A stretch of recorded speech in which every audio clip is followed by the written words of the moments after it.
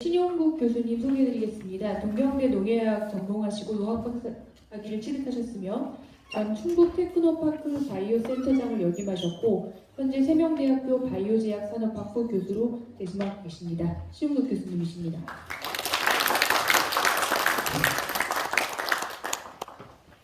정삼철 위원님 소개드리겠습니다. 제천고등학교를 30대로 졸업하셨고 청주대 대학원에서 경제학 박사학위를 취득하셨으며 전 충북연구원 연구기획실장, 충북학연구소 소장, 충북연구원 국부분원장 역임하셨고 현재 CRI 수석연구위원이시고 환경부 환경유역성 환경영향평가위원, 제천도시계획위원, 제천시 정책자문위원을 연기하고 계십니다. 정삼철 위원입니다.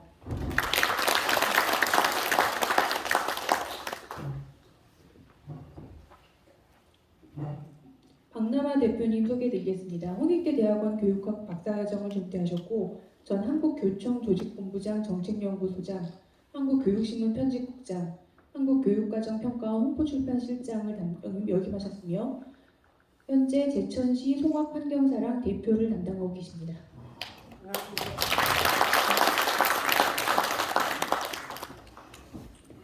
네, 이어서 이제 자장님에 따라서 토론, 3부 토론 시작해 보도록 하겠습니다. 네, 감사합니다.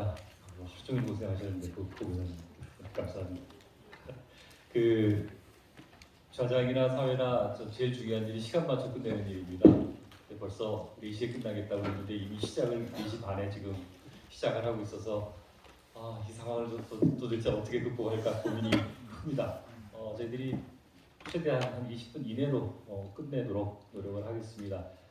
아마 각 분야 전문가들께서 하실 말씀 정말 많으실 거라고 생각이 드는데 5분 내로 토론을 좀 해주신다면 저희들이 또 플로어에서도 여러 말씀해 주실 분들도 받아야 될 테니까 토론자들 한 5분 이내로 해주셨으면 좋겠습니다. 오늘 토론 순서는 박남아 대표님, 신용국 교수님, 정삼철 연구원님 이렇게 세 분 순서로 발표의 순서에 따라서 이 토론자들 이렇게 세부 순서로 하도록 하겠고요.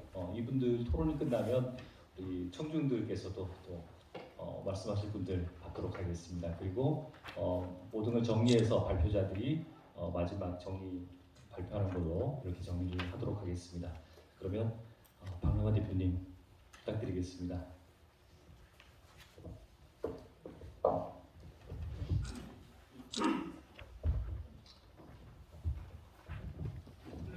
예, 안녕하십니까. 소개 말씀드린 박남화입니다. 시간이 제한적이기 때문에 사실 할 얘기는 엄청 많고 또 오늘 일종의 한풀이를 좀 하려고 왔는데 여의치 않은 것 같습니다.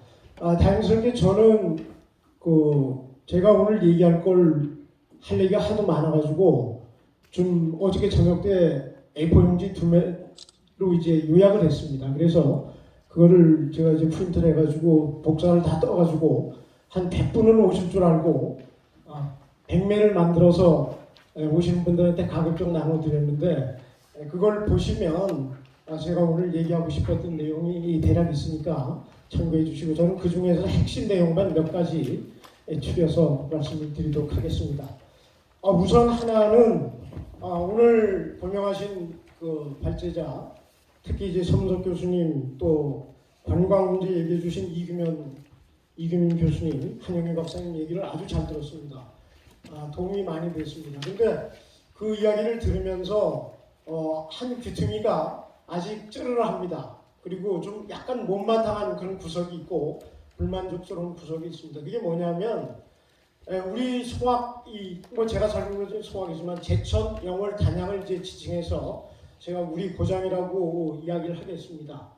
근데 우리 고장이 안고 있는 가장 큰 문제점의 하나가 저는 대기 환경 문제, 시멘트 공장이 비롯하고 있는 대기 환경 문제라고 생각합니다. 근데 이 문제가 지금까지도 심각했지만 앞으로 이 상태를 그대로 두고 앞으로 몇 년을 계속되면 아까 교수님들 간헐적으로 말씀하셨지만 정부의 2030, 2050 탄소 중립화, 지구온난화 방지 정책에 시멘트 분야 내용을 한번 보시면 이거는 절망을 넘어서 좌절감이 느껴집니다. 무슨 얘기냐니까 지금도 시멘트 공장이 엄청 말하자면 무시무시할 정도로 대기 환경을 오염시키고 있고, 근데 이게 뭐냐면 물론 60년 전서부터 대기 환경을 오염시켰습니다만은 최근에 급기야 몇 년 사이에 아주 이게 괄목할 만하게 대기 환경 문제가 심각해진 것은 소위 쓰레기를 연료와 원료로 떼서 만드는 쓰레기 시멘트에 기인하고 있습니다.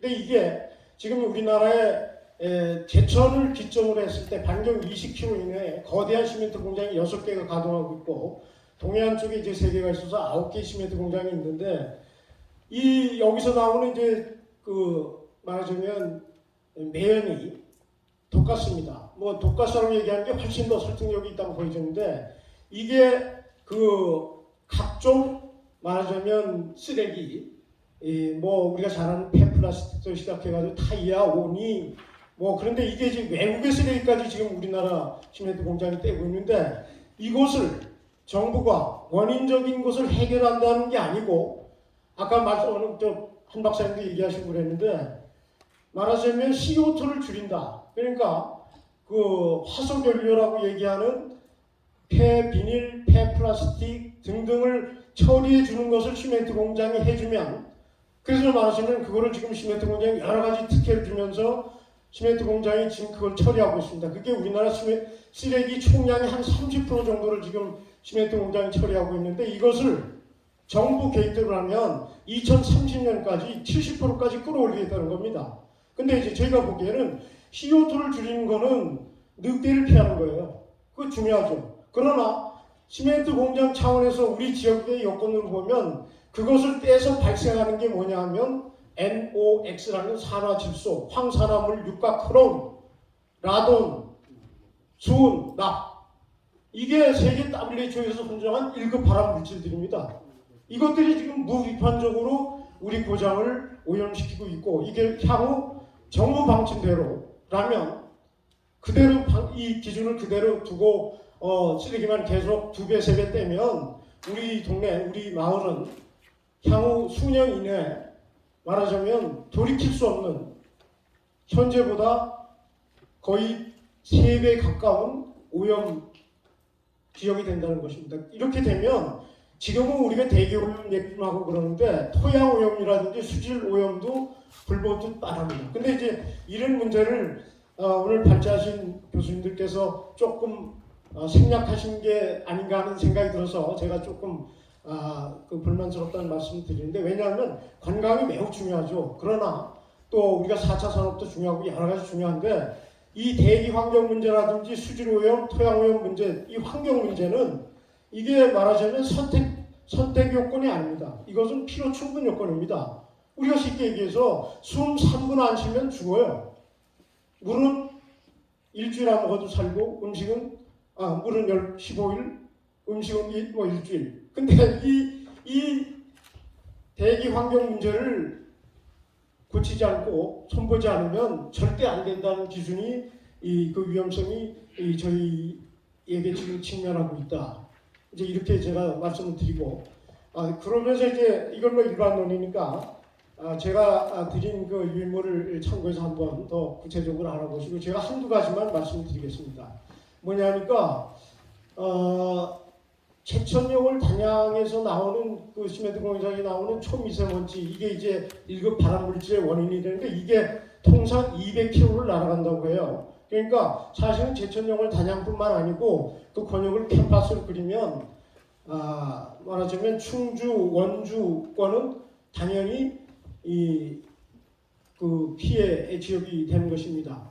그런데 제가 한 가지 여쭤보겠습니다. 오늘 제가 이런 얘기를 하는데 여러분들께서는 저 사람은 왜 저렇게 조금 오버해서 얘기를 하는가 라고 생각을 하시는지, 아니면 제천은 청정지역이라고 생각하시는지 한번 여쭤보고 싶습니다. 답 안 하셔도 됩니다. 제가 답을 하겠습니다. 제천시에서 5월 9일 날 지금 제천시 홈페이지에 제목이 이렇게 떠 있습니다. 제천은 청정지역입니다. 이렇게 되어 있습니다. 저는 우리 제천지역이나 제천역을 통해 공이 관광으로 먹고 살겠다고 하는 그 공동 분모를 가지고 있는데, 물론 우리 제천시장이나 제천 위정자들 입장에서 보면 여기가 말도 못하는 오염지역이라고 얘기하면은 이 동네에 누가 살 것이며 이 동네에 누가 관광 오겠냐 하는 얘기는 나올 수 있죠. 그러니까 위정자들은 그걸 어떻든지 최소화시키려고 하는 것은 이해가 가나, 그러나 이렇게 오염이 점점 강화되고 이렇게 정말 사람 살기 어려운 죽음의 땅이 가는데, 이걸 아까 우리 이상학 회장님 얘기하신 것처럼 언제까지 손바닥으로 하늘을 가릴 것이냐. 그래서 저희는 이 문제부터 먼저 해결해 달라고 위정자들이든지 말하자면 파워맨들한테 얘기를 합니다. 근데 두 가지만 제가 간단히 말씀드리고 제 말씀 드리겠습니다. 하나는 지금 말씀드린 것처럼 제천시 홈페이지 5월 9일자로 제천은 청정지역입니다 하고 그 내용을 간단히 보면, 말하자면 일부 환경론자들과 일부 환경운동하시는 분들이 이 문제를 말하자면 제천이 아주 오염이 심각하다고 그걸 배드 뉴스를 시민들에게 뿌리고 있다. 그래서 관광객들을 발걸음을 말하자면 멈추게 하고 지역 주민들에게 불안감을 조성하고 있다고 얘기합니다. 그 문건이 지금도 떠 있습니다. 그래서 이제 이 문제는 제가 여기서 사실은 저도 제천시에서 얘기하는 거를 정말 말하자면 그렇게 됐으면 저희가 바라는 게 바로 그겁니다. 저희가 거짓말쟁이가 되고 싶어요. 그러나 그게 아니라는 이 엄격한 현실. 지금 대한민국에서 최근 금년에만 해도 큰 단위의 시멘트 관련 세미나가 국회라든지 서울프레스센터라든지 또 우리 지역에서든지 최소한 7, 8건이 열렸는데, 그 전제가 뭐냐면 거기 발제하신 분들이라든지 그걸 주최하신 국회의원이나 중앙정부나 등등 보면 한결같이 제천명을 단양 우리 고장의 이 공해로 발생된 여러 가지 문제점을 전제로 하고 인정하고 말하자면 그걸 개선하자는 것이 이 세미나라든지 그런 워크숍의 이 논지의 핵심인데, 제천시에서는 그것을 정말 부정하고 있습니다. 그래서 이 문제를 제가 오늘 여러분들에게 한번 같이 고민을 해보자 하는 의제로 하나 말씀드리고, 두 번째는 유인물에 있는 것이니까 말씀드리는데, 쓰레기를 반입하는데 세금을 물려서 지방의 세수 확보를 하자고 하는 얘기인데, 이것도 저희는 앞뒤가 전혀 틀린 말이다. 시멘트 공장의 여러 가지 문제점을 개선해 놓고 쓰레기 반입세하는 것이 맞지, 쓰레기 반입세를 말하자면 톤당 10원씩 받아가지고 905억 정도를 받아서 6개 지자체가 나누면 제천에 한 50억 정도 세수가 새로 생기는데, 제천 1년 예산, 제천시 예산이 1조를 차지하는 동네 아닙니까? 그대로 두고, 현재 상황을 그대로 두고 쓰레기 반입세에다 세금 10원씩 물리면 시멘트 공장은 얼씨구나 좋다 하고, 이제 우리는 정당성 확보하고 세금 내는데 저희처럼 문제 제기하는 사람들은 어떻게 보겠습니까?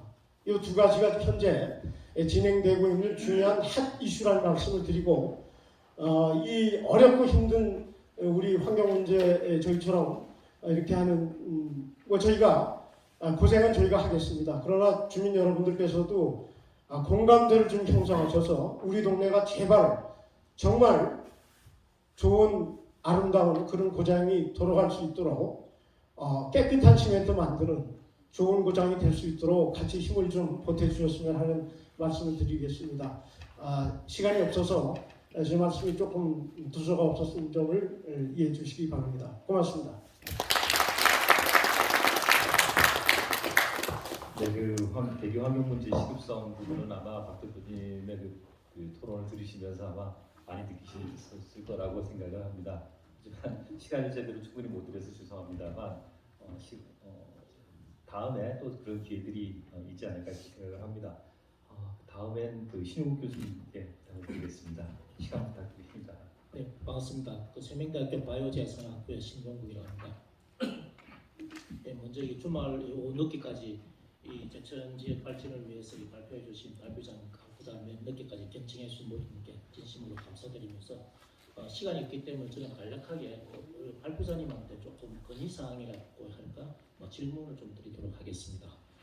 먼저 이상학 대표님께서 지금 안 계시는 것 같아서 좀 그렇습니다만, 이상학 대표님께서는 도시 숲의 중요성에 대해서 강조를 하셨는데, 저는 오히려 굉장히 물론 도시 숲에 대해서 중요하다고 생각하지만 한편으로는 하소천, 장평천 이런 아니면 우리 70만 평 있는 이 대원대학교, 세명대학교 이러한 학교 부지를 잘 활용하면은 도시 숲 어느 정도의 대체 효과를 가져오지 않을까라고 생각되었습니다. 그렇지만 저희들도 이런 노력을 학교에서 했습니다만은 사립학교라는 이유로 인해서 중앙정부에서는 사립학교에 이런 직접적인 투자는 어렵다는 그 결론이더라고요. 그래서 이런 부분에 대해서 우리 산업연구원에 계시는 우리 송 박사님께서는 좀 어떻게 풀어나가야 될지 거기에 대해서 조금 제가 좀 묻고 싶어요. 또 두 번째 질문입니다. 두 번째로는 그 우리 경희대학교 윤민 교수님께서 관광을 위한 지역 경제 활성화 이게 대해서 말씀을 해주는데 그 중에서도 반려동물에 대해서 중요성 말씀하셨는데 저는 개인적으로 굉장히 공감하고 있습니다. 먼저는 2015년부터 제가 주장하는 것 중에 하나가 제천을 갖다가 한방의 도시, 그 다음에 자연치유 도시, 그 다음 세 번째로는 반려동물과 함께하는 도시가 필요하다라고 이야기를 계속 해오고 있고요. 그 다음에 이와 관련해서 제천을 요라메스 무덤까지, 다시 말하면 반려동물을 위한 요라메스 무덤까지가 가능한 도시라고 저는 이야기를 하고 있습니다.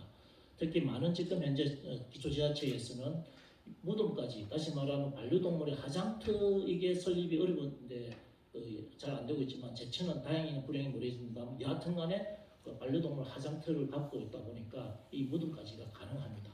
그러면 요람에서부터 이거 중간까지 무덤까지 전부 가능한데 이게 저희들 학교에서도 많은 시도를 노력을 했는데 참 잘 안 되고 있습니다. 그 안 되는 이유 중에 하나가 뭔가 하면은 이 반려동물을 하게 되면은 이걸 담당하는 중앙부처가 농림부가 됩니다.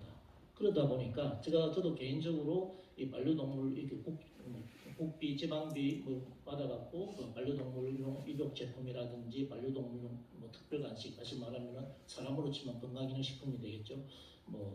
반려동물 비만, 그다음에 다이어트, 등등 이런 걸 만들고 시제품을 개발해갖고 이걸 산업부로 가지고 가니 산업부에서 딱 하는 말이 반려동물 이거는 농림부 사업이기 때문에 부서 안에 장비계에서 저희들이 할 수가 없다라는 이야기. 그럼 물론 또 농림부를 가지고 가니까 농림부에서는 지금 하고 있는 반려동물용 사업은 이런 제품 개발하고는 관계가 없으니 이건 좀 안 된다라는 이야기에서 결국 이 지방에서 이 반려동물 뭔가를 제품을 개발하는 데 있어서 애로사항이 굉장히 많더라고요. 그래서 이런 부분을 산업연구원에 계시는 송희경 박사님께서 좀 풀어주시면은 지역이 활성화되고 하는데 큰 도움이 되지 않을까. 특히 지금 여러분들 다 아시다시피 지난번 기초지자체장 선거했을 때 많은 기초지자체 관련 후보자들이 저한테 와서 반려동물용 대해서 문의를 하고 갔고 이야기를 하고 갔습니다만 선거가 끝나고 나니까 다시 오지 않더라고요. 그런데 지금 다시 저희들은 우리 학교에서도 이제 반려동물 관련된 과가 동물바이오 헬스학과가 동물보건학과로 이름이 명칭이 바뀌었습니다만 생겼고 그다음 내년부터는 반려동물 생활학과가 또 새로 생겼고 신입생을 모집을 했습니다. 이와 같이 반려동물에 대해서 저희 학교는 적극적으로 진행을 하고 있는데 이런 부분에 대해서 좀 중앙정부에서의 지원이 좀 필요하지 않을까라고 생각되었습니다. 네, 이상입니다. 네, 신 교수님 감사합니다. 역시 오랫동안 제천에 대해서 고민하셨던 그런 분들이 있네요. 그래서 구체적인 질문들을 하셨는데 나중에 이제 우리 발표자들이 답변해 주시기 바랍니다. 그럼 마지막으로 우리 정상철 연구위원님 토론 듣도록 하겠습니다. 부탁드리겠습니다.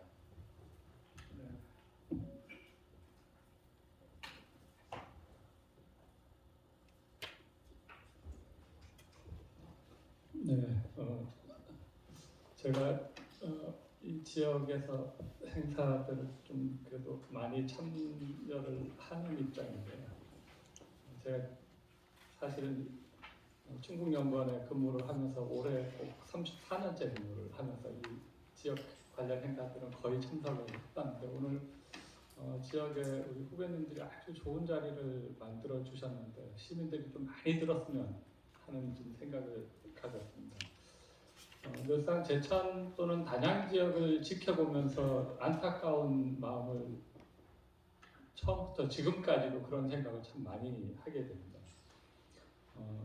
제가 대충 따져보니까 제천의 인구가 가장 많았었던 때와 단양의 인구가 가장 많았었던 때를 기준으로 하면 지금 제천 단양 쪽에 약 10만이라고 하는 도시가 하나 빠져나갔거든요. 그 10만의 인구가 빠져나갔으면 그 경제력은 말할 것도 없이 당연히 피폐화될 수밖에 없는 부분이라고 볼 수가 있습니다. 우리가 이제 어떤 지역의 문제나 또는 산업의 문제 또는 경제의 문제를 해결해 나감에 있어서 제일 중요한 부분 중에 하나가 어찌 보면 현실 상황을 어떻게 인식하고 바라보고 있느냐라고 하는 부분일 것입니다.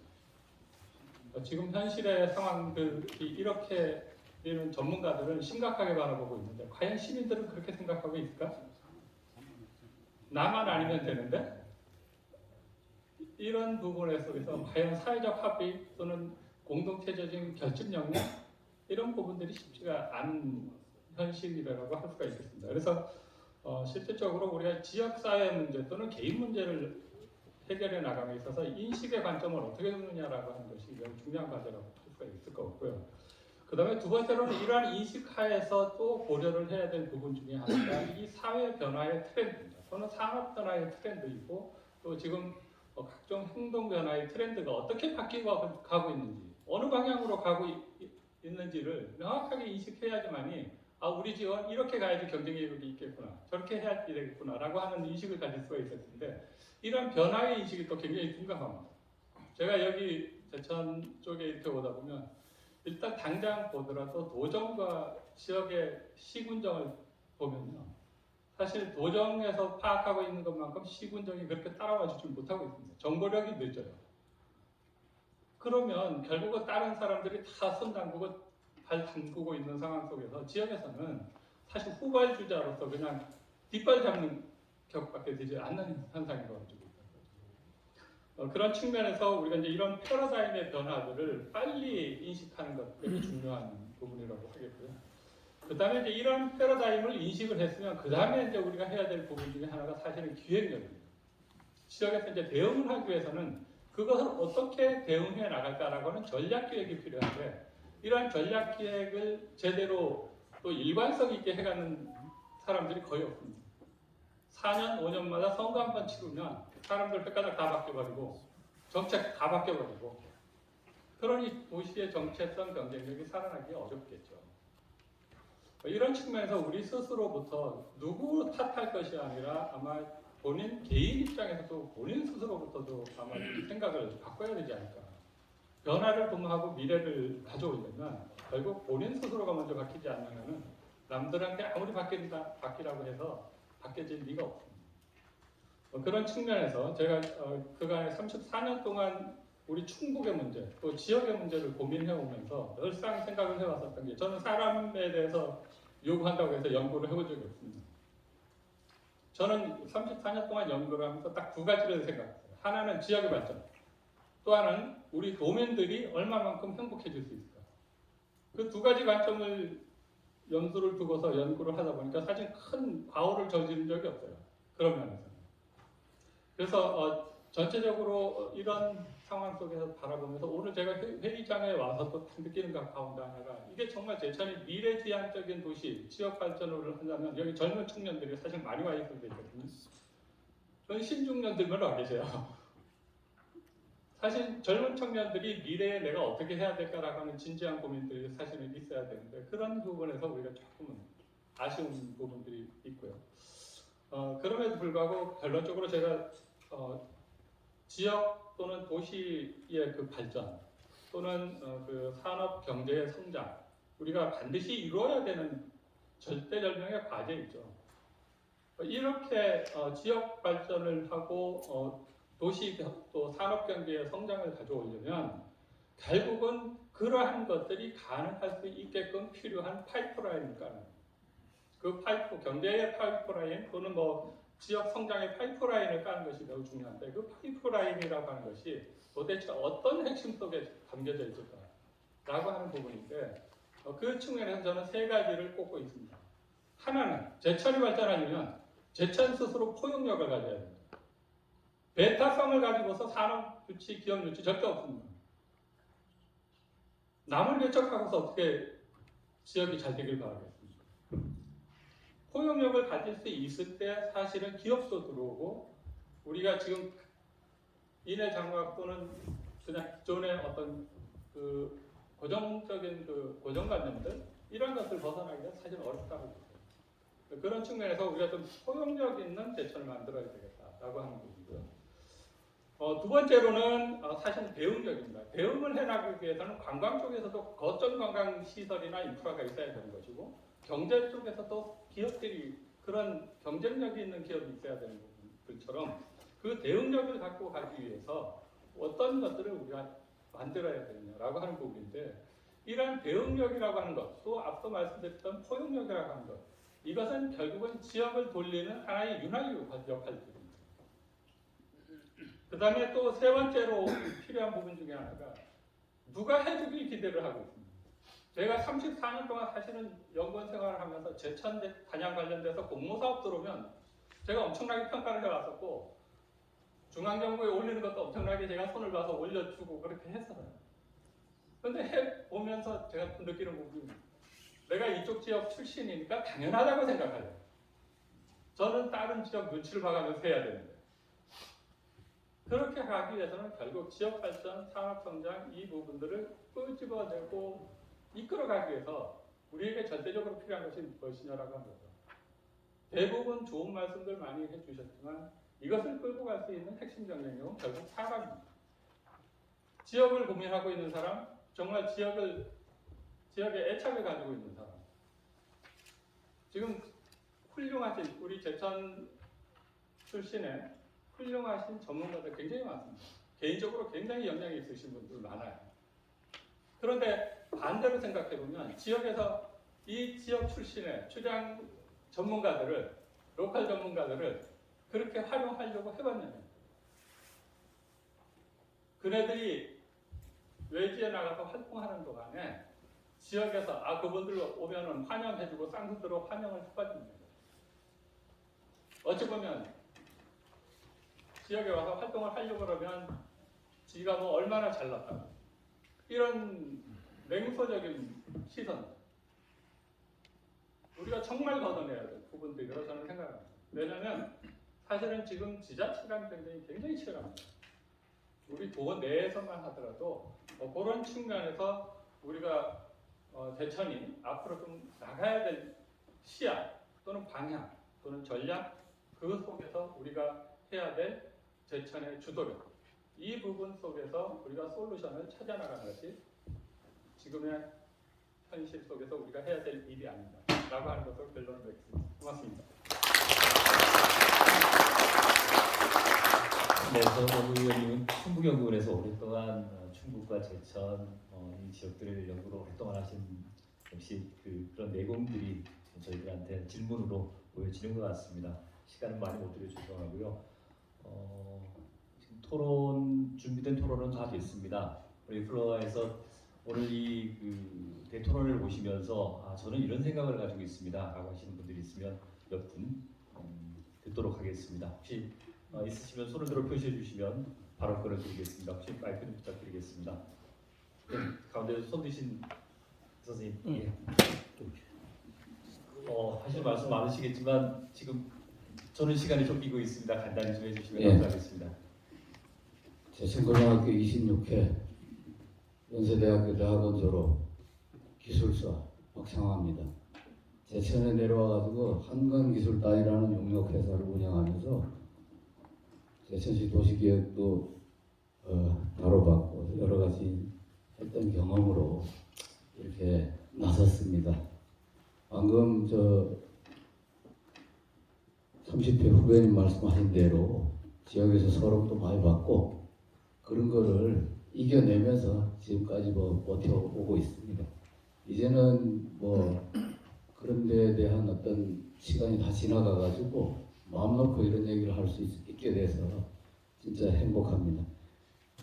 제가 오늘 이런 토론회가 있다는 것을 알고 4가지 정도 이렇게 질문을 하고, 또 이 질문이 오늘 어떤 결론이 안 나오더라도 앞으로의 토론 주제로 아니면은 이제 이런 거를 고심해 가면서 우리 지역이 발전할 수 있는 그 토대가 되지 않을까 해가지고 준비해 온 게 4가지가 있는데, 첫 번째가 아리백에 관한 연구입니다. 아리백이 이제 무엇인지는 대부분 아시리라고 생각되고 세부 설명은 생략하겠습니다.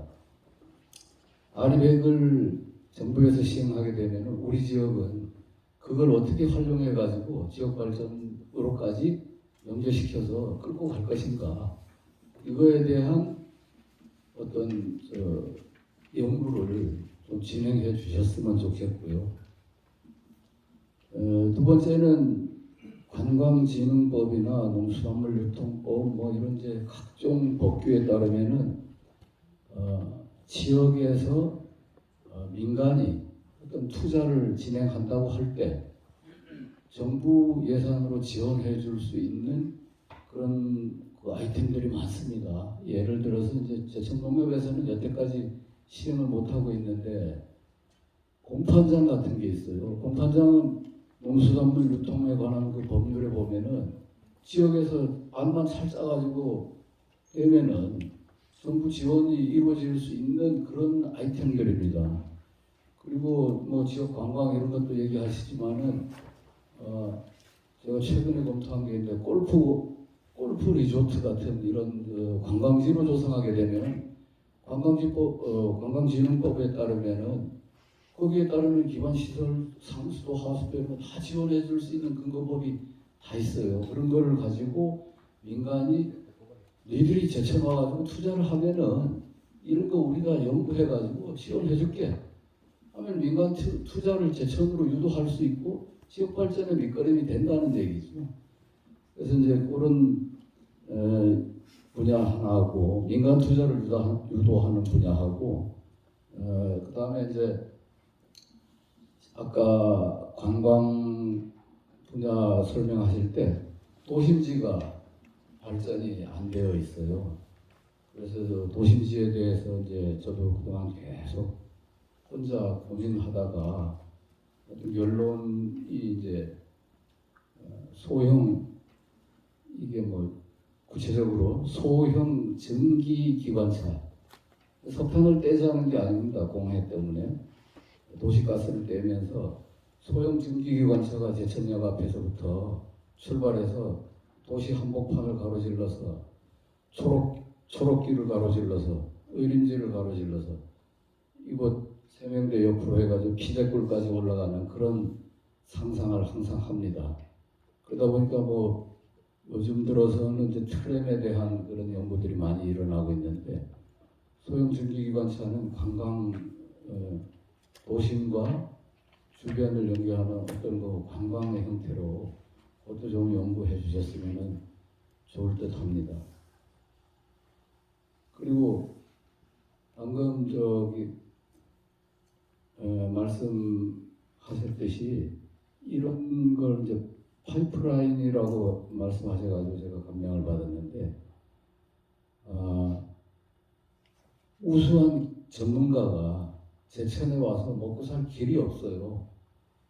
제천 내려와가지고 어떤 이런 좋은 정책 아니나 뭐 이런 걸 제시해도 그게 내 먹고 사는데 어떤 도움이 안 된다는 얘기입니다. 그러다 보니까 상하수도 기술자, 관광 분야 무슨 기술사 이런 사람 다 서울 가서 살아요. 제천에는 내려온 사람이 없어요.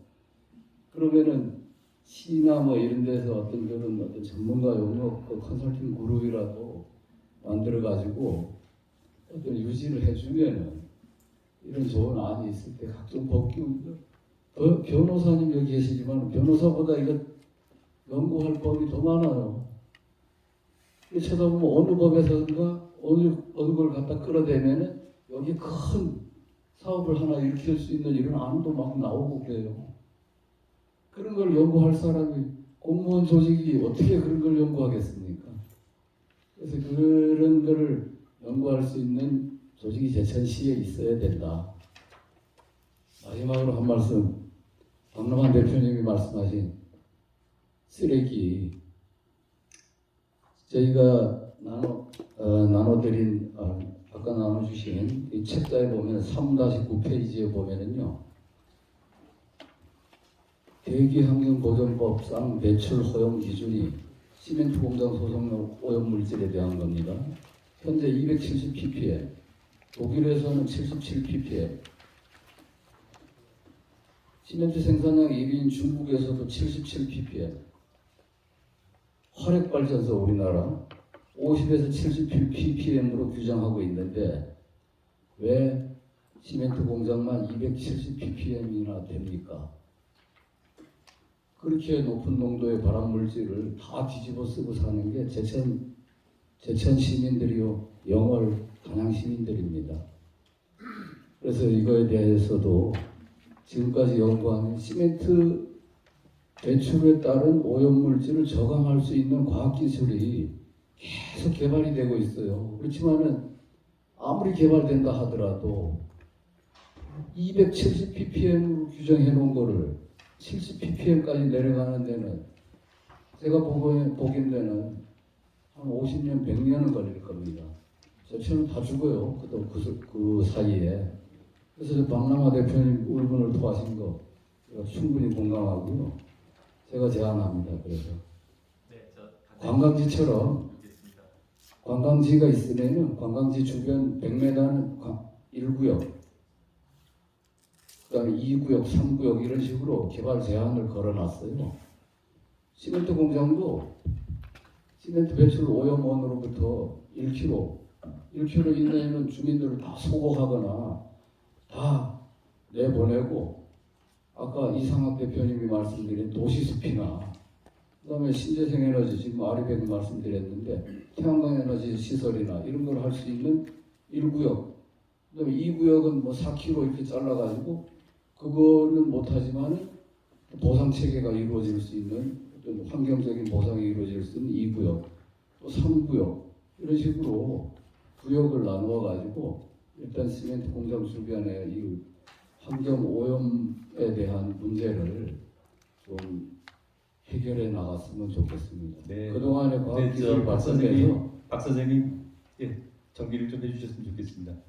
예, 그동안의 과학기술 발달해가지고 시멘트 공장에서 나오는 오염물질이 저감되면 더 두말할 나위 없이 좋겠습니다.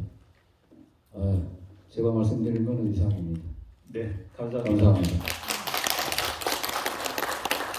부분에 대해서 여러 가지 고민을 많이 하고 계신 것 같습니다. 아마 저희들이 포럼을 계속 운영을 하는데도 여러 가지 좀 자문도 받고 여러 가지 배우도록 하겠습니다. 시간이 많이 흘렀지만 이 늦은 시간까지 계시면서 한마디 꼭 하고 싶다라고 하는 분이 계시는데 제가 기회를 드리지 않을 수가 없어서 혹시라도 계시면 손으로 표시해 주시면 잠깐 말씀할 기회를 드리겠습니다. 감사합니다. 제가 지금 시간에 쫓기고 있는 거라고 아마 이해해 주시는 것 같습니다. 하실 말씀 많으신 것 같은데 대신 저희들이 각 부문 전문가들을 지속적으로 확대를 할 계획입니다. 그리고 그 전문가들이 구체적인 방안도 마련하고 각 분과별로 확대를 해서 이 포럼이 제천을 고민하고 제천을 생각하는 그런 분들이 많이 활동할 수 있도록 저희들이 꼭 약속을 이런 것들을 계속 진행하겠다는 약속을 꼭 드리면서 사실은 그 지역 정책 그러면 우리나라에 손을 꼽으면 제일 첫 번째로 꼽히는 그 우리 송 박사님이나 또 이 관광 쪽의 학회를 다 맡으면서 정말 대단한 전문가로 활동하고 계시는 우리 이 교수님 그리고 우리 송 소장님까지 다들 발표들 다 해주셨는데 오늘 그 토론자들의 이야기들 중에서 각 발표자들께서 언급할 만한 그런 내용들이 있으면 지금 정말 간단하게 좀 해주시기 바라겠습니다. 먼저 발표 순서대로 시간을 드리도록 하겠습니다. 이 교수님부터 먼저 드릴까요? 네, 정말 저희 그 시민 포럼이 중요하구나라는 생각을 하고요. 오늘 나왔던 아젠다들이 앞으로 향후 계속 논의될 수 있을 것 같습니다. 저는 사실은 보존보다는 개발 쪽에 관심을 관광 개발을 했는데 보존의 역할이 굉장히 중요하구나라는 걸 했고요. 그런 자연환경, 그리고 제가 자연 관광으로 중요시 여겼는데 근본적으로 노력하시는 분들이 많구나 제가 깨달았고요. 그리고 아까 얘기한 저는 정말 중요한 게 외부에 저는 제천 방문한 10만 명 정도는 제가 역할했다고 생각합니다. 우리 분야에 있으신 분들은 다 제가 제천 출신이라는 거 다 알고 있습니다. 제가 수업 시간에도 여러 번 얘기하고요. 분명히 그 계기가 됐을 거라 생각 들고요. 정말 제가 그동안에 쌓았던 경험을 가지고 여기 기여하려고 왔고 외부에 다른 많은 전문성을 갖고 있는 분들이 제천에서 아까 말씀 주신 포용력을 가지고 가족에 좀 결집을 시키면 제천에서 노력하시는 분과 외부에서 전문성을 갖고 계신 분들이 함께 하면은 오히려 좀 더 발전이 있을 것 같지 않을까 생각이 들고, 제가 얘기한 것 중에 가버넌스 구축이라는 표현을 좀 썼는데 이해관계자들이 모여서 관광 분야로 굉장히 빠르게 변화하고 있습니다. 그런 것들을 제천시 내에서만 커버하기 힘들고 외부의 전문가들과 함께하는 협력 체계를 구축해서 지속적으로 논의하고, 저는 기꺼이 지금 그냥 시간을 내서라도 연구해서 발표하고 논의하고 또 제천의 관광 발전을 위해서 분명히 좋은 안이 도출되는 역할을 하는데 기여할 생각이 있습니다. 오늘 아까 저기 반려동물 관련해서는 나중에 얘기를 드리고 너무 좋은 거고 설명대가 있어서, 저는 반려동물에서 한방 치료가 아니라 마음의 치유, 동물도 같이 오면 좋아하거든요. 그러한 것들이 세명대가 한방이 있고 아까 얘기한 반려동물 산업학과가 있어서 이거 너무나 잘 이루어질 수 있겠구나 생각했습니다. 이상입니다.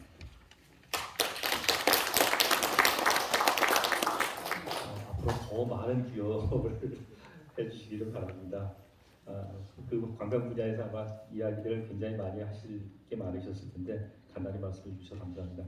그러면 제천에서 특히 생태도시 부분에 대해서 또 오랫동안 고민하고 계시는 우리 한 소장님 잠깐 말씀해 주셨으면 좋겠습니다. 네, 오랜 시간을 함께 제천을 이렇게 사랑하시는 분들이 오랜 시간 이렇게 이 자리를 함께 있는 걸 보면서 제천에 대한 이 애증 같은 사랑은 도대체 어디서 나오는 건가 다시 한번 느끼게 됐습니다.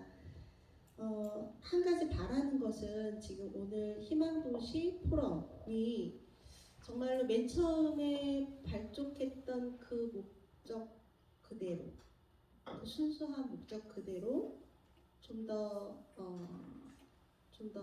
성장하는, 좀 더 깊게 고민하는 그런 포럼이 되기를 바라고요.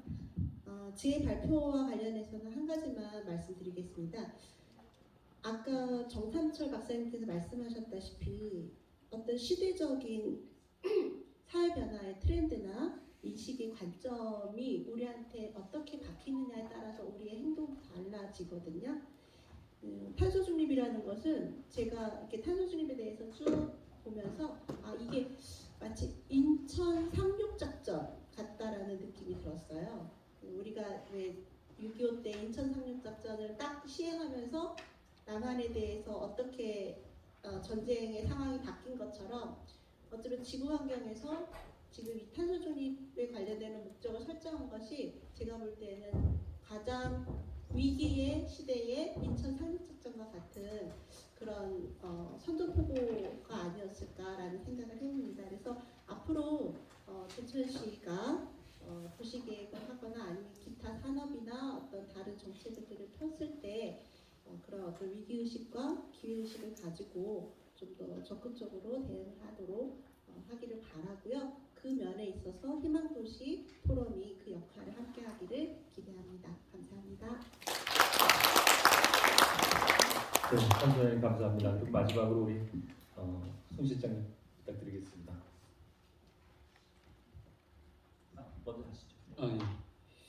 예. 저는 4차 산업혁명 시대에 제천이 잘 적응하고 새로운 성장 동력을 만드는 데 있어서 지역의 대학이 굉장히 중요하다. 요즘에 유럽의 논의들을 보면 대학이 기업가형 대학이라고 해서 굉장히 지역 혁신, 지역 발전의 중요성을 강조를 많이 하고 있는데, 저 또한 이제 세명대학교가 4차 산업혁명의 중요한 제천의 자원이기 때문에 적극적 역할이 있었으면 좋겠다는 생각을 가지고 있고, 아까 신영국 교수님 말씀하셨던 세명대학교, 그다음에 대원과학대 이 도시 공간을, 이 캠퍼스 공간을 대원대, 세명대 그다음에 대원대 이 캠퍼스를 도시 공간으로 활용하는 그런 부분도 좋은 아이디어고, 지금 이제 정부가 지자체와 대학의 협력을 통해서 지역의 문제를 풀고 대학과 지자체의 협력을 통해서 발전 동력을 만들어가고 그런 사업에는 지원을 하겠다는 게 정부의 방침이다 보니까 한번 제천시에서 의지만 있다면 대형과학대라든가 세명대하고 손을 잡고 이 캠퍼스를 도시 공원을 확보하는 그런 어떤 사업으로 좀 해보는 것도 좋지 않을까라는 생각이 들고요. 두 번째로 중요한 건 아주 중요한 지적을 해주신 것 같아요. 지금 전국에 아까 말씀드린 32개의 규제자의 특구가 있습니다. 대한민국에서 다른 지역에서는 할 수 없고 그 지역에서만 할 수 있는 특구가 32개가 있는데 아까 말씀드린 경북 김천, 전남 영광 근데 제천이 하나도 없어요. 특구가 할 수도 있음에도 불구하고 아까 말씀해주신 제천 반려동물 규제자의 특구 지정이 되면 아까 말씀하셨던 다른 지역에서는 못하는 그 다음에 현행법에서 못하는 반려동물과 관련된 여러 가지의 테스트 그 다음에 제품들을 만들어서 팔 수가 있거든요. 근데 그 규제자의 특구 지정을 받으려면 시에서 준비를 해서 중기부를 거쳐서 국무총리실의 허가를 받아야 되는데 지금 지역경제 활성화 차원에서 지역에서 좋은 아이디어만 내주면 중앙정부에서는 규제자의 특구를 해주겠다는 게 목적이거든요. 그래서 저는 제천에서 이 대형과학대에서 이미 반려동물 관련된 준비와 인프라와 관심이 있기 때문에 저희가 좀 준비를 해서 제천이 반려동물 규제자의 특구 대한민국 1호로 되면 반려동물과 관련된 여러 가지 테스트, 제품을 제천에서 만들어서 팔 수 있기 때문에 청년들의 일자리, 또 반려동물과 관련된 아까 이금민 교수님 말씀하셨습니다. 많은 또 관광자원들, 관광객을 관계인구를 확보할 수 있는 수단도 되기 때문에 저는 좋은 제안이라고 생각이 들고 하나 추가로 대학에서도 노력을 하고 있지만 지금 대한민국에 반려동물 특성화 고등학교가 있는 곳이 있습니다. 우리 문경세제를 넘어가면 인구 3만도 안 되는 봉화에 반려동물 특성화 고등학교가 있어서 청년들을 유치하고 지역 산업을 육성하는데 혁혁한 공을 세우고 있거든요. 아마 제천의 반려동물 특성화 고등학교 또 하나 만들어지면 제천도 못지않게 굉장한 지금 KTX역도 생겼기 때문에 반려동물 특성 학교가 큰 힘을 발휘할 수 있고 대형과학대하고 협업만 된다면 제가 보기에는 반려동물의 또 하나의 큰 핵심 거점도 만들고 산업 기반을 만들 수 있을 것 같아서 그 부분 한번 꼭 추진을 해봤으면 좋겠고 저도 반려동물 규제자의 특구 제가 이제 규제자의 특구 중기부 심의위원이기 때문에 제가 도움을 좀 드릴 수도 있고 관심을 지속적으로 좀 가져가면서 그 부분이 꼭 실현되도록 저도 이 자리를 빌어서 제 약속을 말씀드리도록 하겠습니다. 네, 이상입니다. 네, 교수님 참여하셨네요. 혹시 토론자들 토론이나 프로의 이야기들 혹시 들으셨는지 모르겠습니다. 다는 못 들었습니다. 그러면 아까 말씀은 하셨는데 혹시 간단하게 정리 말씀하고 인사 말씀만 드리죠. 제가 지금 시간이 쫓겨서 정신을 못 차리겠습니다. 간단히 부탁드리겠습니다. 간단하게 말씀드리겠습니다. 먼저 죄송한 말씀드리겠습니다. 오늘 제천 영월 단양 3개 그 시군 환경단체 행사가 10시부터 오후 4시까지 진행됐습니다. 그래서 제가 아까 발제를 하고 또 그 중간에 가서 거기서 인사 말씀 좀 드리고 해산하고 오늘하고 제가 공동대표를 맡고 있어서 그래서 잠깐 자리를 비웠습니다. 제가 아까 그 발제를 하면서 말씀드렸는데 이 환경 문제는 피해가 난다면은 복구가 안 됩니다. 예방이 제일 우선이죠. 그런데 지금 대기 환경 오염 문제가 제천 지역에 피해가 나고 있어요. 제가 농사를 짓는 마을에 이장이나 여러분들이 그 폐암이나 이런 걸로 계속해서 지금 발병이 젊은 분들이 나서 돌아가시고 있거든요. 그래서 피해감은 시작됐다. 그래서 여기에 대한 환경부 차원에서 건강 영양 평가 조사 이것이 꼭 필요하다 하는 거를 저희가 환경부도 주장을 하고 그렇습니다. 그래서 이런 상황을 지금 진행되고 있다는 것도 아시고 그다음에 그 신설 시민트 공장에는 법에서 지소산물 오염물질 배출 기준이 80 ppm으로 돼 있어요. 그런데 현재 환경부에서는 270 ppm을 240 ppm까지 30 ppm 정도만 내리겠다고 지금 입법 예고를 해서 현재 법을 제정 중에 있습니다. 그래서 이런 문제도 할 때 아예 좀 기준을 내리면은 시민도 공장에서 그 기준에 맞춰서 저감 설비를 하겠죠. 그래서 그런 문제가 또 있고요. 그다음에 화력발전소에도 질소산화물을 발생합니다. 거기서 그래서 미세먼지가 나오고 또 CO2 이산화탄소가 나오는데 거기는 화력발전소 지원에 관한 법률을 제정해서 그 주변 지역 주민들을 다 그 여러 가지 지원 기금도 뭐 한 129억씩 만들어 가지고 지원도 해주고 취업도 시키고 또 같이 감시도 하고 그럽니다. 그래서 우리도 시민투공장 주변 주민 피해 주민 지원에 관한 특별법 같은 거를 국회에서 제정을 해서 그래서 이 지역 주민들의 피해를 최대한 막아야 된다. 더는 더 큰 피해가 나지 않도록 아마 지금도 늦었지만은 해야 된다고 그래 말씀을 드립니다. 그래서 하여튼 이런 재정 문제가 같이 살려고 하는 거기 때문에 좀 힘드시지만은 다들 함께 공감하시고 또 협력해서 진짜 청풍영원의 보장 말로만 하는 자연치유도시가 아닌 실질적인 자연치유도시를 만들었으면 좋겠다고 하는 것이 저의 소망이고 또 절규입니다. 이상입니다. 네, 감사합니다. 발표자, 선생님, 토론자, 그리고 플로어에서 열심히 여러 가지 지적해 주신 박 선생님까지 종합토론에 참석해 주신 모든 분들 감사드립니다. 이것으로 3부 종합토론 모두 마치고 사회자께 마이크를 넘기겠습니다. 감사합니다.